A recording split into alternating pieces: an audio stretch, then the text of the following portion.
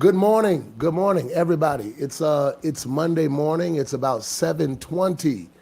Can you believe I'm this late? I can't even believe it. But good morning, everybody watching. Do me a favor if you're watching on Facebook or YouTube, hit share on Facebook. Grab Matthew 16. Those of you that are on Instagram, I was trying to get y'all up with me live today, so it kind of held me up. But everybody, throw it in the comments. Good morning, good morning, good morning, good morning, good morning. As a matter of fact, forget that. Throw it in the comments. Go Lions.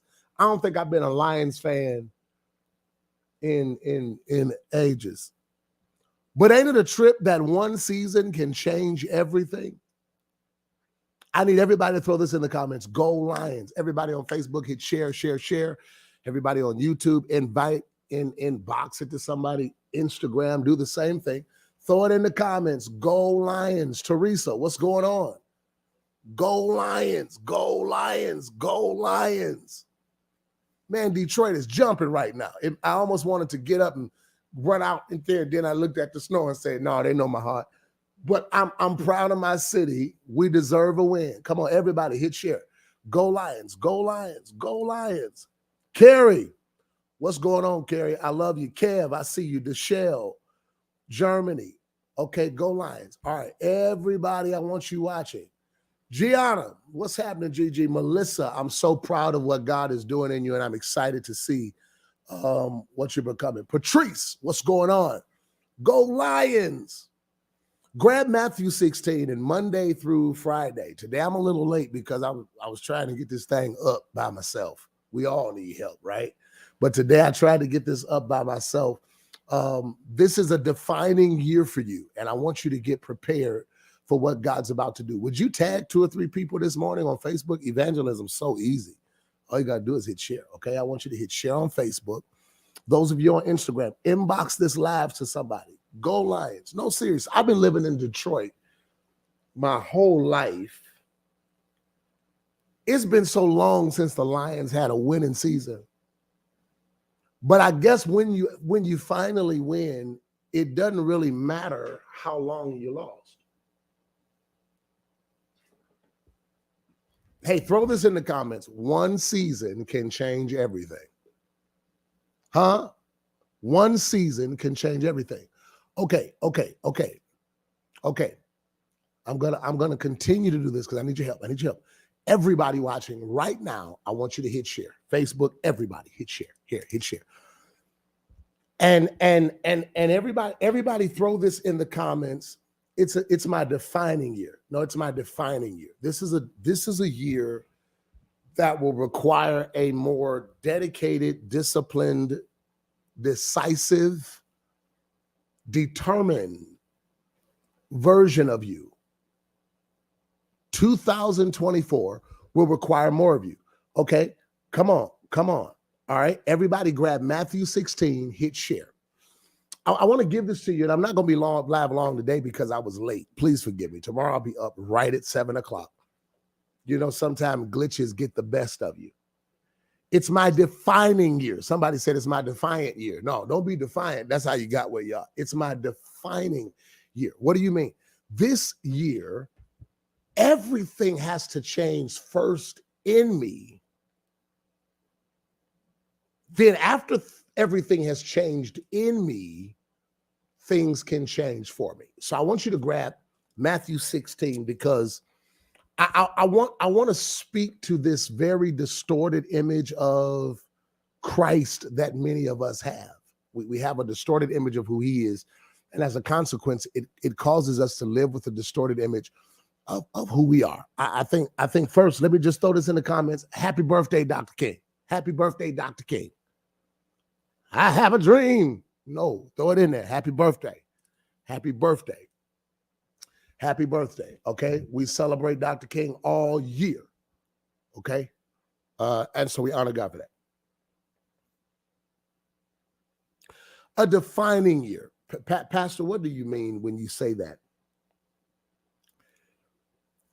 Jesus in Matthew 16, his life changes yet again because now this is the chapter where Jesus has no choice but to be serious about what he's been called to do. Hear me. There's some of you now that are going through something you cannot even define. You can't put your finger on what you feel. If you start talking about it, you kind of start feeling like you're out here by yourself and you're trying to figure out what's going on. See, here's why you're up this early in the morning. Here's why you're locking in every day this week, because you don't have another year to waste. You have got to be more serious about what's in you. And being serious about what's in you causes you to put a demand on everything and everybody around you. What do you mean by that? Okay, what do you mean by that? All right, Matthew 16. We got this image of Christ, man, as if Christ was this jellyback Jesus, man, that man, he just woke up every day wanting to be wanted and wanting to be accepted and wanted to be liked. And you'll never attain purpose being driven by things that don't matter. If you're called, chances are somebody's not going to like you. Jesus didn't wake up every day hoping people liked him, hoping people accept him.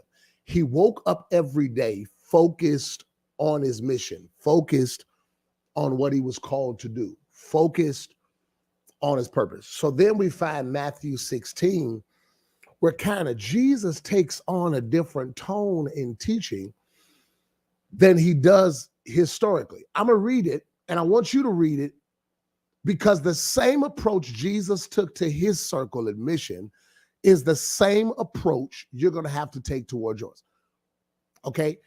I'm at this place in my life where you cannot ride with me for free, because this season cost me too much for me to let the seats in my life go on sale. You know, this is a season that if you're going to walk with me, you're going to have to pay.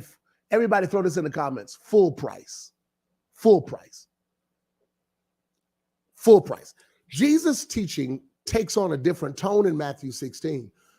Look at verse 24. Matthew 16, verse 24. Let me give this to you. Everybody hit share. Let me dig into this. Matthew 16, look at what verse 24 says. And Jesus said to his disciples, if any one of you think you want to walk with me this year, first of all, let's be clear that you cannot walk with me for free. He puts a demand on the disciples that anything that's connected to me has to be committed to what I'm called to do. I cannot afford to have a best friend that becomes my worst enemy. I can't do that. Look what he says. First of all, deny yourself. Take up your cross and follow me. I'm going to deal with this deny yourself probably tomorrow, but that's a good way to start your day. Denying yourself. Jesus said, you're not going to be a good team player if you can't resist the need to make everything about you today. Deny yourself, your emotions, your preferences. Offense, self-denial, fasting, self-denial. Then number 2, he says, deny yourself, which means resist the urge to make everything about you. Number 2, he said, take up your cross. Everybody throw this in the comments. Find something to do. You know who the most depressed people in the world are? People that ain't got nothing to do. Deny yourself. Resist the urge to make everything you encounter about you. She didn't speak to me. Maybe she didn't see you. Number 1, everybody connected to me. You got to resist the urge. See, I can't have people on my team that are attention seekers. I don't put attention seekers on my team because I'm not going to give it to you. Oh, I ain't giving you none of it. Huh? You can't connect to me seeking attention because the mission isn't about you. So I can't have people on my team that's going to have a tantrum every time they don't get their way. This season is going to require another level of spiritual maturity. Deny yourself. Good morning, Danielle. Resist the urge to make everything about you. I'm serious. This is not the year for you to be attached to people who drain you for your attention. That's why some people never make an adjustment. Some people never make an adjustment because they're perfectly fine living off of getting all that attention. Some people don't ever want to get right because they get attention from everybody asking them, what's wrong? Throw it in the comments, deny yourself, fix yourself. Hey, before you go into the purpose of this day, it is 7:31 in the morning. I command you even right now, deny yourself. Resist the urge to make everything you encounter today about you. I'm serious. You can't be on my team looking for attention. I ain't gonna give it to you. I am the one. I am the one. You're gonna pop up time. I say, hey, Pastor. Hey! How you doing, Pastor? I'm amazing. How you doing? Well, you know, I'm making it. Well, make it on. Hezekiah wrote a song that said, I'll make it. I cannot execute purpose if I'm surrounded by pettiness. Deny yourself. No, seriously. I'm going to make it. Make it on, child. Make it on. Make it on. I had some days I made it too, but I made it. Deny yourself. Did you know that whatever you're offended by, whatever you're angry, whatever you're bitter by, I need everybody to throw this in the comments. Offense is a choice. Not only is offense a choice, it is also a reflection of your maturity. Jesus said, I ain't got time for petty people around me. Jesus in Matthew 16, his tone of teaching changed because the challenge of the chapter has. Jesus said, because of what I just did in Matthew 15. Okay, Matthew 15, he literally performs a miracle with 2 fish, 5 loaves of bread, feeds 15,000 hungry people. The whole mission of Jesus has been kept on the low for the last 30 years because Jesus, every time he's performed a miracle, told all of the people, don't tell nobody. Keep it to yourself. Because if the institution or the system hears how I'm setting people free without their permission, if they hear about what I'm doing too soon, they're going to kill me. So why did Jesus for 3 years tell everybody after he healed them, after he delivered them, shh, tell no man what was done? Because it's hard to control power that come from God. And Jesus is saying, don't let it get out what I'm doing, because once it's out, they're going to come to kill me. And why do you think they're going to kill you, Jesus? Because systems and institutions have always crucified what they could not control. Sort of like you. Don't tell nobody. Shh. Keep it on the low. Why keep it on the low? Because if they hear about me, they're going to kill me. Can I tell you the only reason you have people committed to crucifying you is because they heard about you? Simple. You know why people have more than you but cannot stand you? Because they heard about you. And Jesus said, the moment these scribes, Sadducees, Pharisees hear that while they doing that, I'm doing this, and the people leaving their places following me, if they hear about it too soon, they're going to kill me. So Matthew 15, Jesus is met with 15,000 people that have a need. The disciples said, remember what you said? It's too many people. Because remember, Jesus has only performed 2 public miracles. His first public miracle was at the wedding at Cana of Galilee, and he didn't want to do that. Mary said, go out there and fill them water pots. They need some wine. Jesus looks at her and says, you see all these people here? Jesus said, I can't do that. It's too many witnesses. Mary said, whatever he tell you to do, go do it. The first public miracle.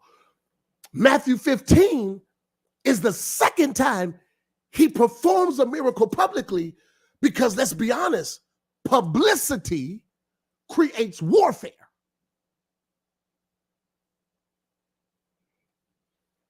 I need everybody to throw that in the comment. Publicity creates warfare. Publicity creates warfare. Publicity creates warfare. That's why you got to hold it until God completes it. Stop announcing everything you about to do. That ain't none of that their business. You're giving too many of your enemies. You're giving your enemies too much information because you don't have enough sense to stop posting what you're producing. I know you want to show off. I know you want them to know you ain't been wasting your time. I know you want to get back at them. But before you waste it, deny yourself.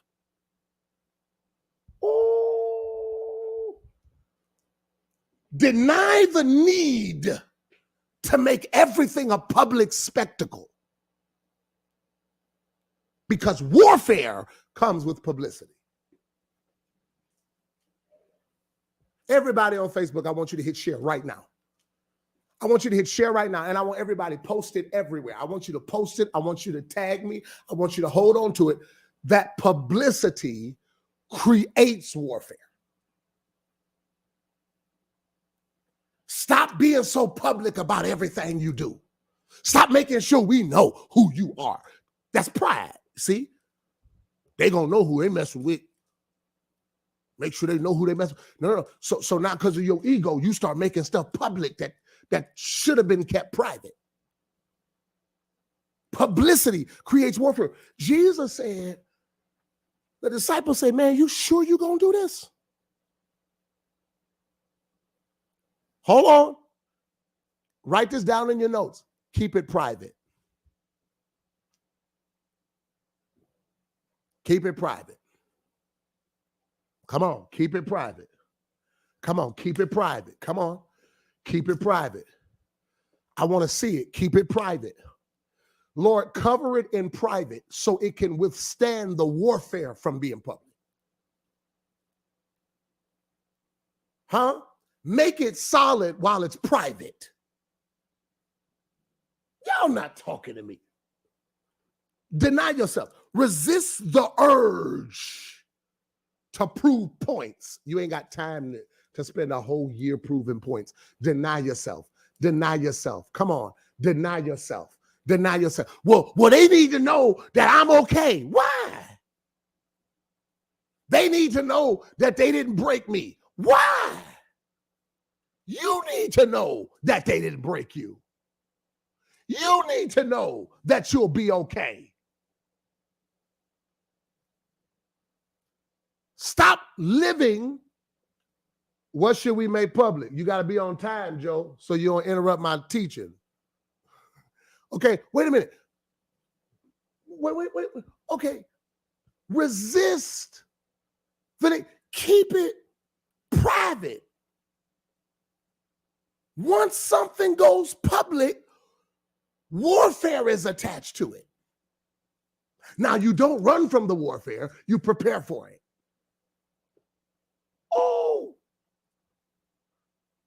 Oh no, they need to know I'm okay. No, you need to know you okay. Because let me tell you something. You will waste your life proving it to them. Do you know how much of your life you are missing out on hoping that they pay attention? I see these little stupid people. I mean, they be dumb in them up. That's why I be sick of church stuff. We post so much stupid stuff in church, and y'all be just a dancer.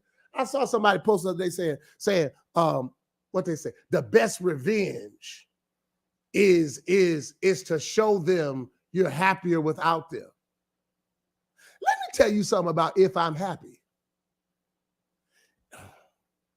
if I'm happy, I'm too happy to be trying to show them anything. Ain't no such thing. Talking about some, ooh, your ex is gonna be mad when he see that. I don't give a hell what my ex see. Because when God heals me, he makes me whole. Are y'all hearing me? Come on, deny yourself. Deny yourself. Resist the urge. Publicity has to warfare. Jesus said, everybody keep it on the low. Every time he performed a miracle, he said, don't tell nobody. Because the moment they hear that I'm setting people free, they're going to kill me. Because systems crucify who they cannot control, which is why I want you to hear this word prophetically. You're getting ready to see God bless people that the systems put on the blacklist. You're getting ready to see God raise up people that political institutions put down.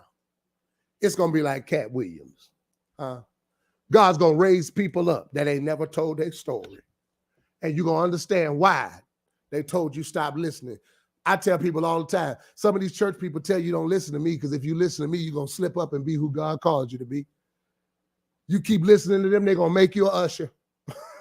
That's their whole intention for your life. They're going to make you an usher. God's trying to make you a king, and they're trying to make you a tenor.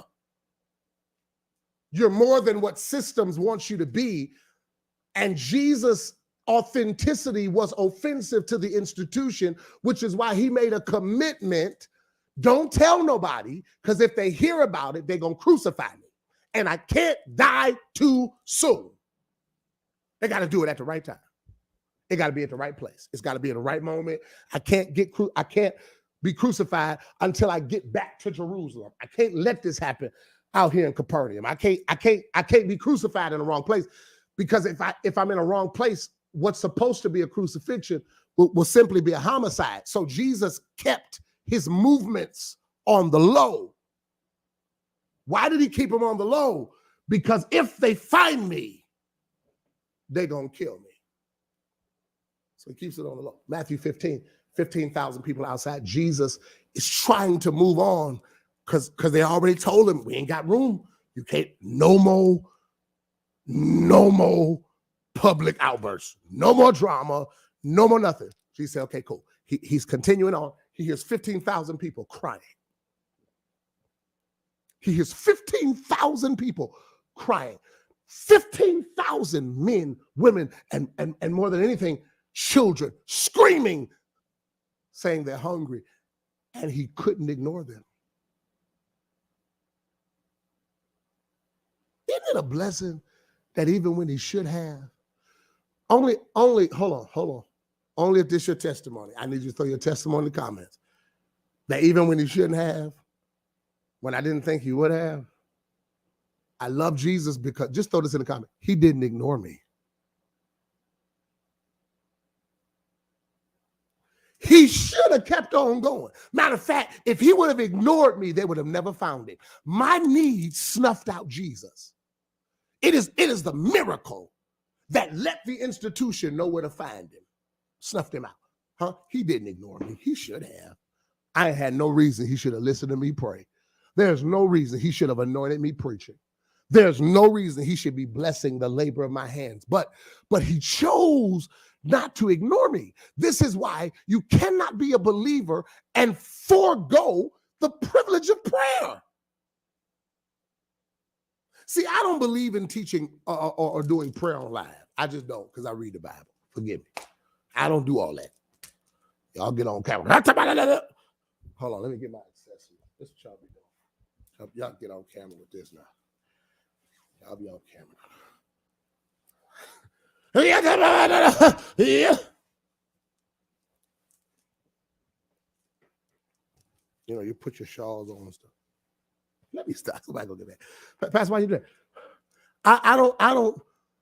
I don't pray on live because my Bible said that prayer should be in private.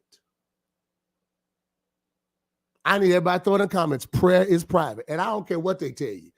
You don't need no accessories for answer prayer either. If you pray, he's not going to ignore you. If you pray, okay, but See, because they're convincing a whole group of people that unless you like this ain't prayer. Oh, you need a trumpet. No, I'm serious. I don't pray with no prompts. I don't have no prompts when I pray. Seriously, CC, I don't have no prompts. When I be praying, I don't have no props. I don't have no trumpets. I had a friend of mine. I saw him on Instagram. He had one of them trumpets. It was early in the morning. He was on Instagram talking about, woo! And I called him. I said, your neighbors is going to whoop your tail. He said, why? I said, what is you blowing this trumpet for in the living room? He said, that's the shofar. He said, that's making a sound. Shut up. Hey, you don't need shawls. You don't need you don't need trumpets. All you need is to try. And when you pray, he will answer you. You know, shawls don't strengthen your prayer life. These is all props to me. I don't go with none of it. None of it. Not one. None of it. No, Pastor, why are you making fun of this? Because this foolishness is what is defeating people in their prayer life. Because church jargon makes them feel like if you don't do it like this, and if you don't do it, did you speak in tongues today? Are you apostolic or Baptist? Did you raise up? Did you have a child out of wedlock? Did you get divorced? Hey, if you pray, don't let these people lie to you. I promise, if you pray with a sincere heart, he will not ignore you, even if it means crucifixion for himself. Crucifixion was the price Jesus paid for caring. They would have never found him had he not cared so much. He actually gonna feed 15,000 people with 2 fish, 5 loaves of bread. For 3 years, he done told all the disciples, keep it on the low. It can't get out. So they've been moving on the low for 3 years. They're going to Jairus' house. They're stopping by Simon the leper's house. They're having personal interactions. But then in Matthew 15, the thing changes because now Jesus has a need to cover 15,000 people, and he can't ignore them. Jesus says, go find me bread. The disciple said, man, you sure? He said, go get bread. They said, do you know what's going to happen? You see how many people out there? He said, go get bread. They all got cell phones. They all got Instagram. They all got social media. If you do this, ain't no way to keep this on the low no more. He said, it's not about me. I wish I had a church, but he said, no, it's not about me. He said, I got to meet a need. He multiplies the miracle. 2 fish, 5 loaves of bread, stretch. I need everybody to lift up your hands in this house. Wherever you are, I want you to open your mouth and declare that he's multiplying everything about me. He's multiplying everything about me. Come on, throw that in there. He's multiplying everything about me. And so Jesus, they give him this 2 fish, 5 loaves of bread. He multiplies the miracle. And I can just see Jesus as everyone's eating. I could see the disciples saying, you know what you just did? They said, what you mean? He said, do you know what you just did, Jesus? You just fed 15,000 men, women, and children off of 2 fish and 5 loaves of bread. There's no way that's going to stay on the low. The disciples look at Jesus and say, the same thing I'm sent to say to you. I want you to throw it in the comments. The secret is out.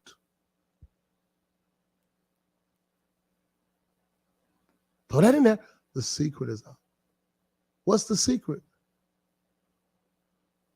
The secret is you got power that they didn't give you permission to walk in. And because you got authority that they are not in control of. Because see, people think God only picked you with their permission. Can I tell you that this year belongs to the people that church people told you God didn't choose? God's about to use the people that the institution blacklisted. I want you to hear what I'm telling you. This is not going to be the conventional year. This is going to be a defining year. The conventional way won't work. God's about to stir who is called for the next season. Hold on, wait a minute. Why they don't like you? Why they talking about? Throw it in the comment. The secret is out. The secret is out. And so watch this. God allows Matthew 15. He allows a miracle to snuff out Jesus. The disciples have this conversation, and I'm finished. They sit up and they say, Lord, what we gonna do? Everybody knows now. Everybody knows what's on you. Everybody knows who's with you. Everybody knows what you're called to do. What we gonna do? Jesus starts Matthew 16. He then looks at the disciples and says, it's time for me to go through Samaria. Don't miss tomorrow. I'm going to deal with that. Matthew 16. I had to deal with the context today so that you could get the content. Jesus says, it's time for me to walk in purpose. They said, let's go. He said, wait. It's not as pretty as you think. Hey. Purpose, hear me, is not always a pretty picture. Throw this in the comments. Purpose comes with pain. Tomorrow, I'm going to talk about purposed pain. I'm going to talk to you about how bad it is, but also why you've got to handle the bad good. You've got to endure this hardness like a good soldier. Huh? So I want you to get this. He says, I must go to Samaria. I got to go through Jerusalem. Why do you have to go? Because I must be killed.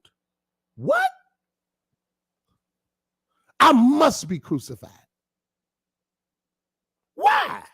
Because that's why I'm here. So what he does is the disciple, no, Lord, say it ain't so. It ain't gonna never happen while I'm here. You know how y'all be at church. You my pastor, man. He said, He said, let's be clear. It's no longer pretty. You know, there's a season of your life where it's pretty to be your friend. You ever had them seasons where it'd be popular to be your friend? It'd be popular in the mug to say people know you. We all have that chapter where it's easy to be in the entourage. It's easy to find an entourage. It's easy to find a lot of people. And Jesus in Matthew 16, his teaching takes on a different tone. He says, wait a minute. The game has changed. I need everybody to throw this in the comments. The game just changed again. This is why Monday, Tuesday, Wednesday of this week, you got to be online. I want you to be online. Everybody watching, I want to challenge you to plant a seed. Every time you receive, you ought to sow, period. It's a principle. It's a principle. And trust me, when you respond, once you receive, that is what allows the principle to come to life in your life. That's why you always sow when you receive. You never log on to listen with a heart determined not to give. Your heart should always be to return. Reciprocity is the principle of anything that's real. If you're committing to getting up at 7 o'clock every day this week to hear this teaching, that means you should also be committed to hearing me. You should also be committed to sowing. Other than that, you're the taker. Don't live like that. The information, put it on the screen so they can, okay, the game just changed again. Jesus' teaching changed tones. Now it is not pretty to walk with me. Can I tell you that this year you're going to find out who your real disciples are? You are going to find out who your real disciples are. God used the last year or chapter of your life to sift through people's motives. Last year was designed to put, write this down, hearts on the table. Hearts on the table. Jesus said, okay, all right, I got to stop. Jesus said, Ebony said, I'm finding out. Mess around, find out. You ain't saying nothing. Jesus said, the game has changed. It ain't cute no more. It ain't pretty to be in a picture with me. Walking with me now will cost you your life. So he looks at his disciples and says, so from here on out, the price just went up. To walk with me, I am no longer walking with people that are confused about who I am. Remember, he's already dealt with Peter. Who do men say I am? They say you this, but who you say I am? Stop walking with people who don't have an accurate revelation of who you are. Because people who do not know who you are will only be able to misunderstand who they want you to be. I ain't got time to sit up there taking your temperature. We cool. Man, gone. Man, gone. Can we talk? No, I don't need to talk to you. Talk to you about what? I'm going to need that breath on my deathbed. I'm going to need it. He says, no. If you're walking with me, let's be clear. Do not walk with me if you still don't have temper tantrums. I do not have space for tantrums. Look at what it says in the Bible. If because I told you the truth, that means we ain't friends. Let's just say we ain't friends. Ain't no point in wasting my good old dinner. That's why when Judas walked in at the Last Supper, Jesus said, man, whatever you gonna do it. Ain't no point of us acting like we free. This is my last meal. Jesus said, kiss me and get it out the way. Ain't no point in taking a selfie. He says, number one, deny yourself. Okay? Take up your cross. Stop letting people around you that don't do nothing for you. No, you can't come to my house all day. Sit in my space all day. This week, I'll move to take up your cross in service. Okay? Take up your cross. And then number 3, follow me. Deny yourself. Take up your cross. Follow me. As you go into your Monday, go in committed not to make everything about you. Resist the need to say everything you want to say.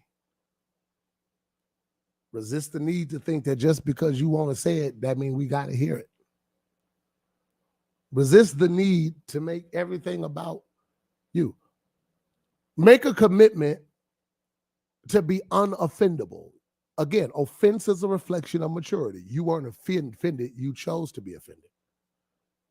No. Choose love today. Choose peace today. Choose patience today.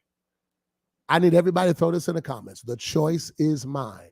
And Father, we give you praise for this moment that you've allowed for us to share together. I thank you for this morning that you've allowed us to pour into the hearts of your people. And I pray today that this time that we've shared together has been both impactful and empowering throughout the rest of the day. Let the words of our mouths and the meditations of our hearts make them acceptable in your sight. You are our strength and our Redeemer. And I pray today that you bless both gift and giver, those that are sowing, those that are giving today. I pray that you bless them as they're on their way until we meet again tomorrow. In Jesus' name, amen. Tonight is FTO at 7:30 p.m. Tap in. I think I'm going to do it tonight. 7:30. Tap in. We're going to talk about it. So many things going on. How do you feel?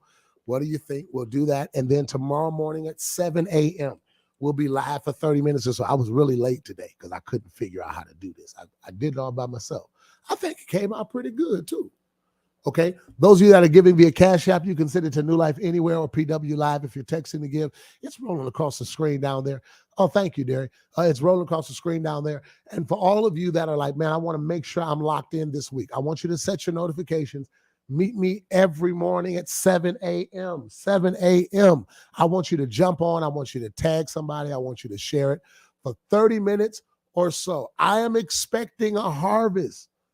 And I believe in God it's going to rain every day and in every way of my life. God bless y'all. I love you. See, I love you so much. I'll see you in the morning, 7 a.m., 30 minutes or so.